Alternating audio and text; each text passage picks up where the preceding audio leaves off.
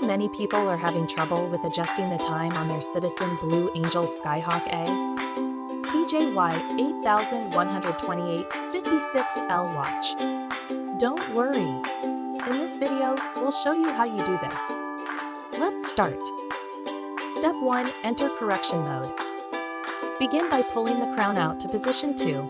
This will move the second hand to 12, 0, and put the watch in time correction mode. Step 2. Toggle daylight saving.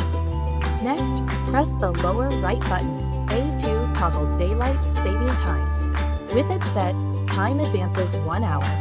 Step 3. Reset seconds to 0. Tap the upper right button B to bring up the seconds adjustment. Press the lower right button, A2, reset seconds to 0. Step 4. Adjust minute setting. Press the upper right button B, again to access minute adjustments. Spin the crown to change minutes. Step 5. Alter hour setting. Press the upper right button B once more for our adjustments. Twist the crown to alter the hour.